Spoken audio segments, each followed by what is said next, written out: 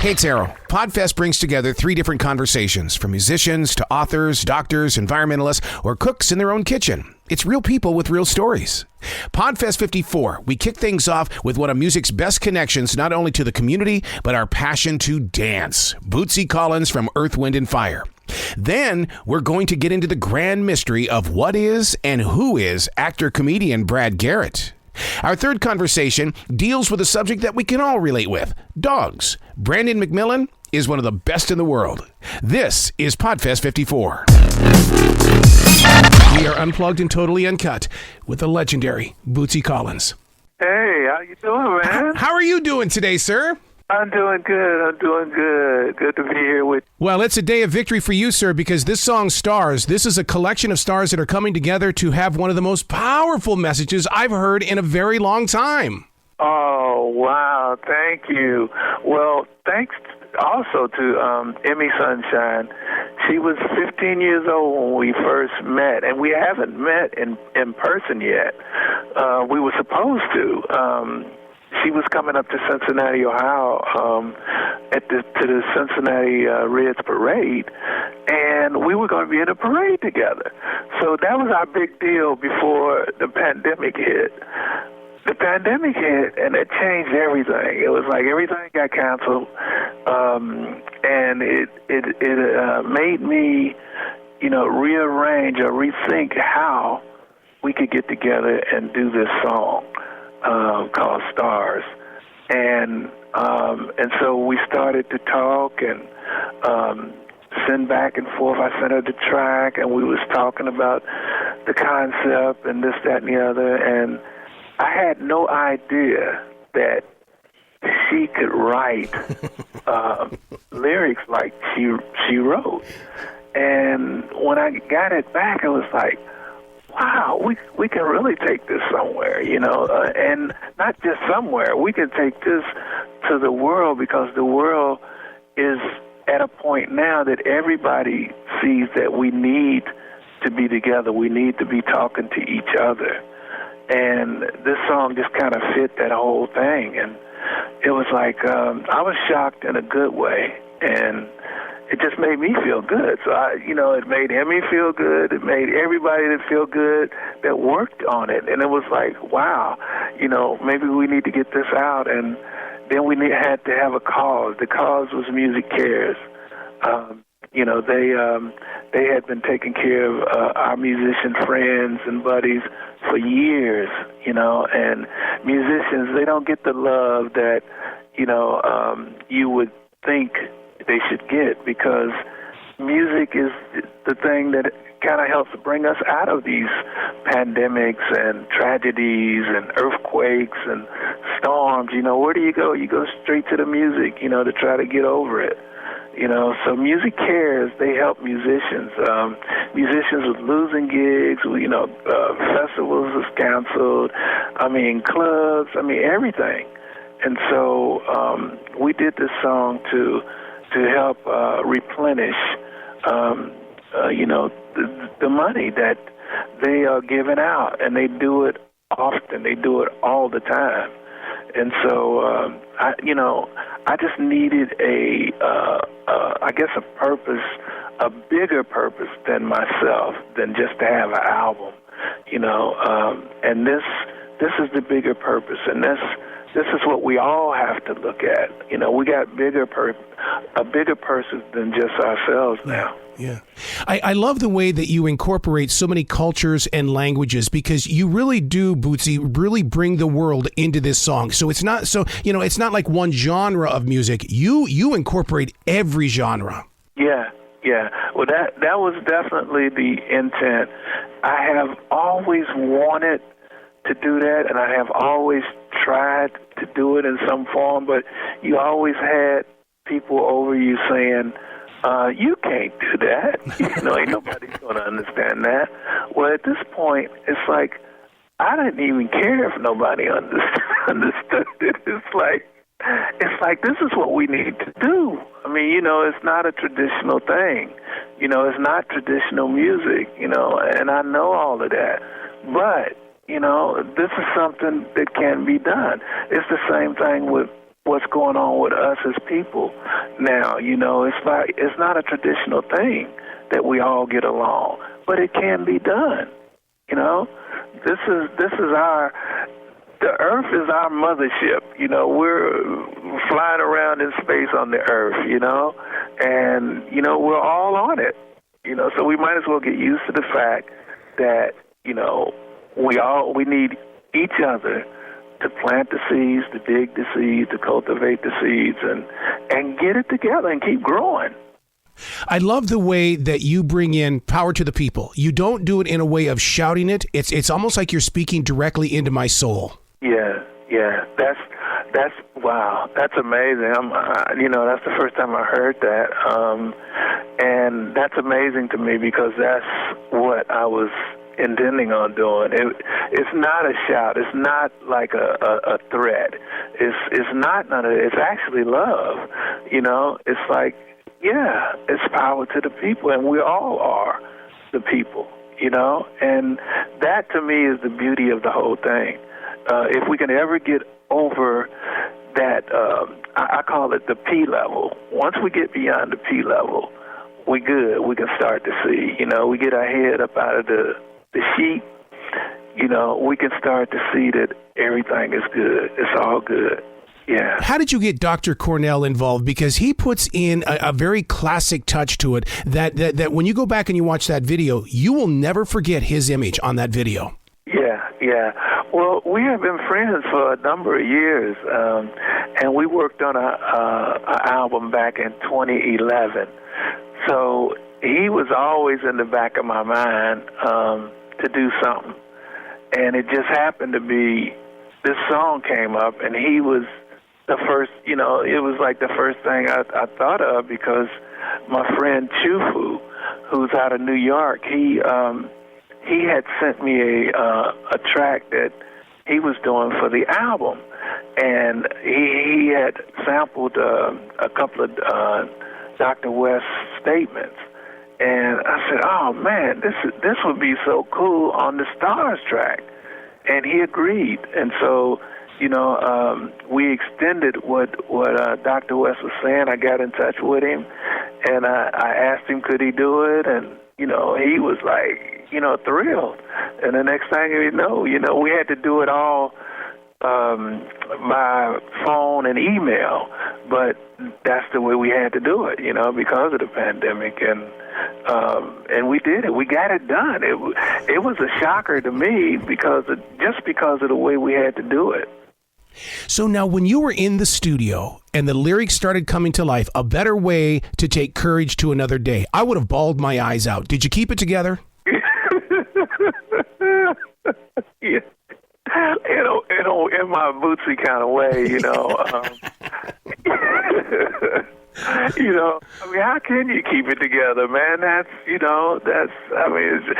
for me, you know, it's like I was saying, this young, she was 15 years old, okay, and she was acting like a Janis Joplin, you know, the hippie child, you know, and she was coming up with these lyrics, and you know, it's stuff you wouldn't imagine coming out of a youngster, you know, and not only you know, the lyrics, she felt what she was saying, you know, you could tell that in the song, you know, and so all of that is bigger than us as individuals.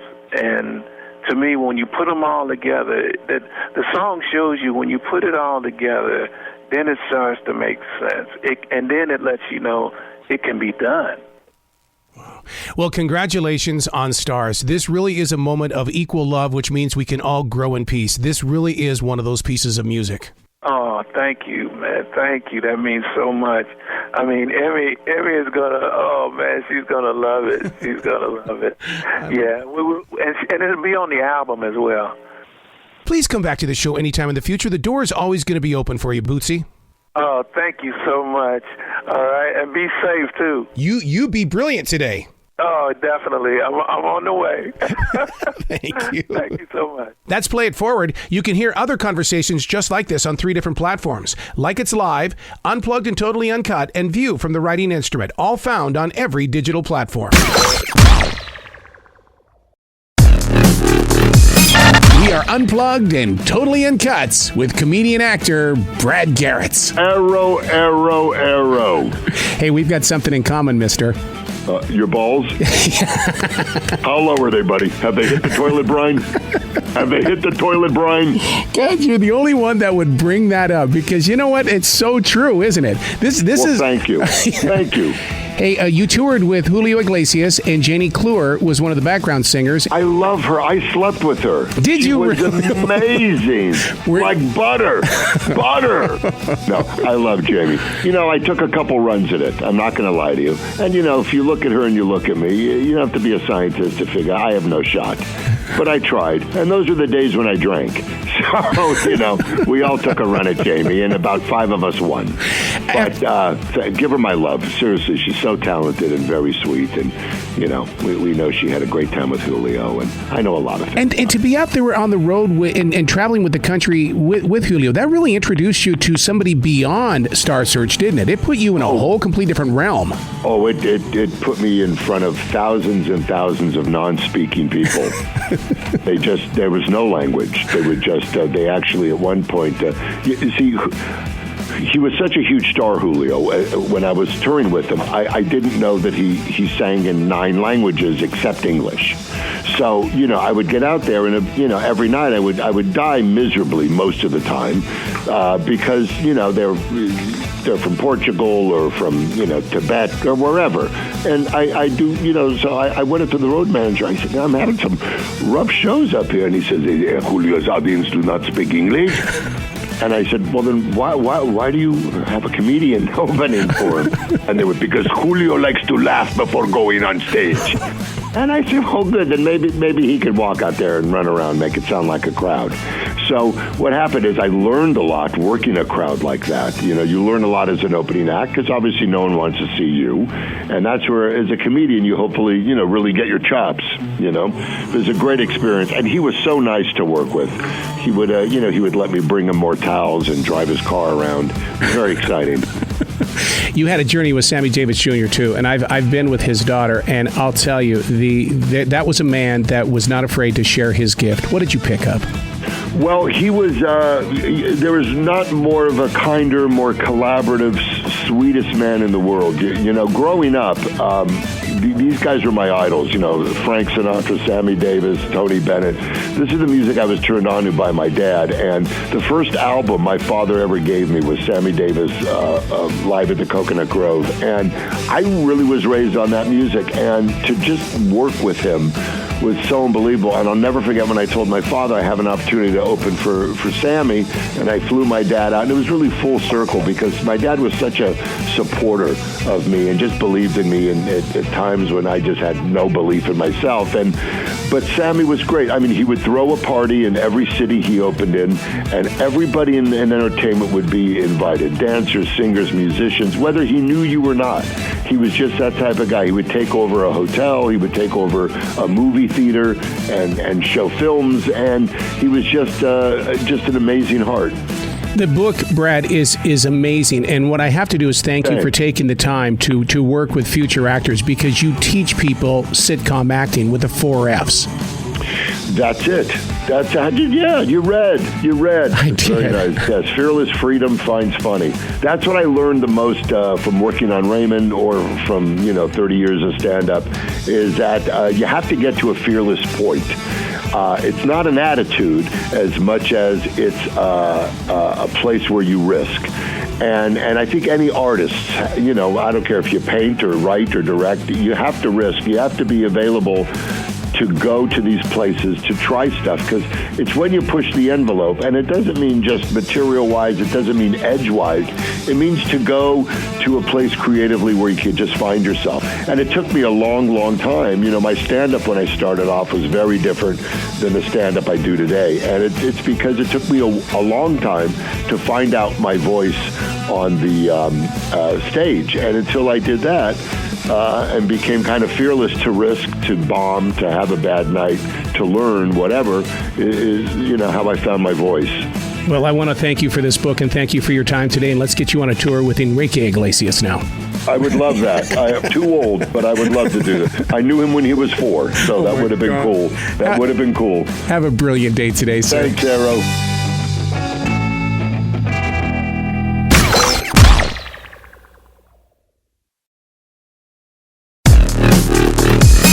Unplugged and Totally Uncut with Brandon McMillan, celebrity dog trainer and Emmy Award-winning star of the CBS show Lucky Dogs. You are a lucky dog. Dude, do you ever look at yourself in the mirror and go, yeah, dogs like me?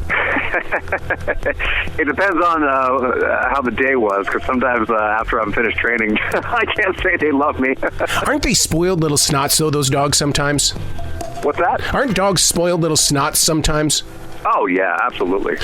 Yeah, that's kind of the key of dog training. You gotta break them out of their element they're used to, that bad behavior conditioning that they're completely used to, and say, listen, these are the rules of your specific home, and you're going to follow them. So let's get started. When you talk about the rules of the home and stuff like that, one of the things that I've always wondered, do dogs know their names, or is it because they know where they are and what their place is? Oh, they absolutely know. I believe it or not, I mean, when I rescue shelter dogs, most likely they don't come with a name. They were found as a stray on the street, so I have to not only give them new names, but teach them a new name in a very short amount of time. And the beauty of dogs, I mean, believe it or not, you can change their name on a weekly basis, believe it or not, because a lot of times I'll rescue a dog from the shelter with one name, and then I'll instantly change it to another name that I like, and then when I give it to a family, they'll change it to another name they like, and so within a few weeks, the dog's understanding whatever. So you can call that dog whatever name you want. He's going to respond as long as you got a treat in your hand. That's so cool the way you say that, because I have a rescue inside. She comes into the studio with me every morning. She's a Chinese crested that we literally had to jump the fence to save because they were going to put her down because her ears bent, and I said that's just not going to happen. And so, but when she's snoring, her name is Snort. When she's an angel, she's an angel. I've rescued 7 dogs. Both of us know what that journey is like. Why is it that they are so much more faithful to the human being when they've been rescued? Well, probably because they know exactly what happened. Dogs are a lot like humans as far as their emotions and how they learn, and they understand the situations they've been in and what situation they're currently in. So I've seen it countless times where you rescue a dog from the shelter and you just see it in their eyes. They know exactly what happened. They know the situation they were in is now over, and that's our job to create a new path for them and show them that the world is not a bad place. Now, that's why they're so appreciative. People need to know that you're not just on CBS with Lucky Dogs, but you also have this incredible book. Where what I love about it is that I can go back and I read it and read it and read it and get better at being a teacher rather than a student all the time. Exactly. I really made sure that when I wrote this book, I kept the reader in mind. I know that most readers who buy this book, they're frustrated. They're a lot of them are out there with training their own dog, and so I had to make sure that I was sensitive to the reader of their frustration and not put these techniques in there that are so advanced. I could have easily done these advanced techniques that only the advanced dog trainers could understand, but I had to keep in mind that the readers, most likely, they're going to only understand the most simple techniques and methods. So that's what I stress in this book. These techniques are probably some of the most simple techniques you can do on your dog. And not only the fact that I did variations of just about every command in there. So if this down command didn't work for you the way I teach this down, let's do its variation. Let's try this way. And if that doesn't work, here's another variation. So I made sure there's 2 or 3 ways for just about every command in there that you can do on your dog. And if one way doesn't work, guaranteed there's another way that will work. And you totally break it down, too, because and what's so funny is that as I was reading it, it's like, this guy is so in touch with the Twitter generation, because it's paragraphs and you give us techniques, technique 1, step 1, and you really make it so simple for us to do exactly what you're asking us to do. Exactly. Well, that's the secret to dog training. What I've noticed in the past, 10, 15 years with a lot of dog training books is the dog trainers that write it, they want to make themselves come off like they're a god to the dog. And that's not going to work for the reader. The reader is not a god to their dog. The reader is a frustrated owner that is trying to just teach their dog to sit. I wrote this book with basically as I'm just like you. I'm just a normal guy, but I have been trained these techniques since I was a kid, and I'm just going to show you the techniques that I learned as a normal human being, just like you. And so these techniques, they're simple, and the reason why they're simple is because I come from the film industry. We have to make them simple. Training dogs for the movies, believe it or not, we have to execute the most simple techniques on our dogs because we have to get from point A to point B in the shortest time. And believe it or not, simple is always better when it comes to dog training as well. Well, don't dogs understand simple? I mean, they're like the kings of it, aren't they? Our dogs what? Dogs understand simple. I mean, it's like, quit giving me the paragraph, dude. Just tell me, what do you want? Well, exactly. Dogs are simple animals, I'm hungry, I'm horny, I'm thirsty. Pretty much a dog. So, training them shouldn't be any different. Speaking of horny, do you not think that we are mixing too many dog breeds together, or do you think that's healthy that we're doing that?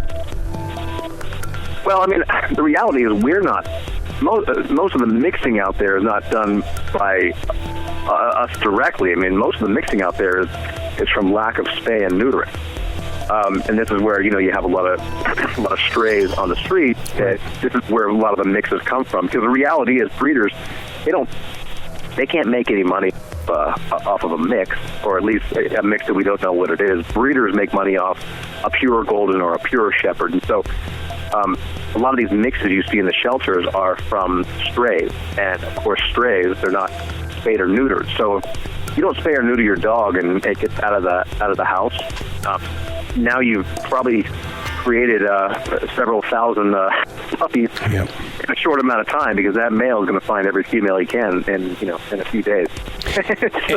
And it seems like every time there's a movie that comes out with a very popular pet in it, then people have got to rush out there. The Dalmatian was definitely a part of that. One of the things, especially with the Dalmatian, they're very high energy. People, how do they get control of that with the pet, or is it something that they got to do their homework first? Well, yeah, Dalmatians they're known for their energy. In fact, I cover this in the book extensively. I talk about the variable of breed, like how do we train a dog? And so I try to stress the fact that you have to take the dog's breed. No breed is a fluke. Every breed out there was bred for a specific job or purpose hundreds, if not thousands of years ago. And so we take their breed and we say, okay, this dog is known for their high energy. And then we take their history of what we know of that particular dog in their lifetime. So we say, okay, this dog I know it was abused, I know it was neglected. So that's my other game plan that I train. This all affects their personality. And so I have a lot of techniques that I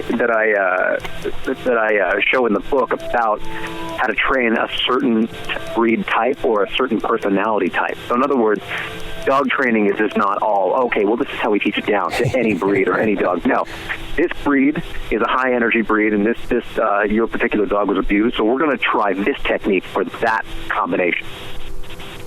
Yeah, I ran into that problem when I first got a Chinese crested, where the vet goes, "Oh, I've never seen one of these dogs before." I'm not sure I want to be at this vet then, because I had to learn how to take care of the skin of the dog, and that's got to be something that you got to deal with as well, as learning what is with the fur.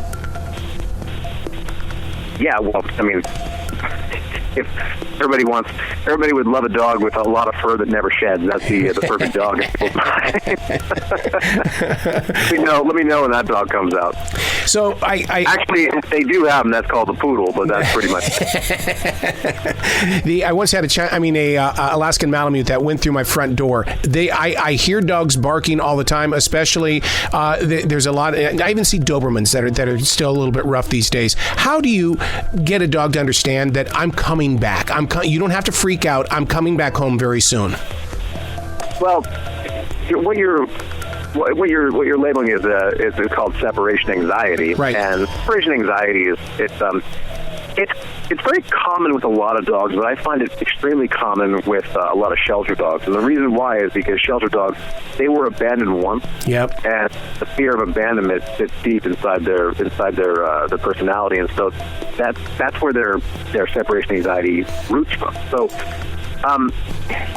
I wrote a chapter in there about separation anxiety, how to deal with it. Now, I will say this, it's definitely not a 7-day project, but I have a lot of techniques and methods to deal with separation anxiety, and if you read the book, you'll see that there's a lot of things that I've done in the past that have worked on a lot of dogs, and so the best way to do it is buy the book, read it, and you'll see that there's a good chance that chapter will work on your dog, because I have several methods in there how to deal with separation anxiety. People see you on CBS with Lucky Dogs, and they see that you with the rescuing and stuff, which is very inspiring, but they want their dog to be instantly changed. That's what your book is for. And how is it that you were able to put this book together like this in the way that it was giving rather than taking?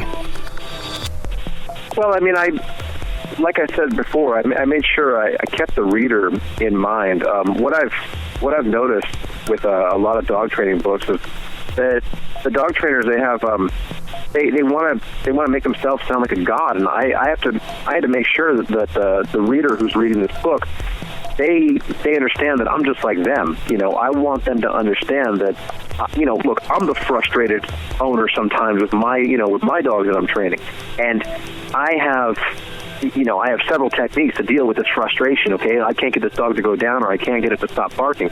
So I've got 1, 2, 3, 4, 5 methods in this one chapter, how to deal with that. And so I wanted the reader to really take away the simplicity of my techniques, and that's what you're going to get out of this book. You're going to get the simplicity of training just about any dog. So once you get it, your problems at home with your dog will basically be solved. Can we be over compassionate? And the reason why I say that is because when Sophia does something wrong, I don't yell at her. I go over and I'm compassionate, and I sit there and I go, no, that's not what you're supposed to be doing.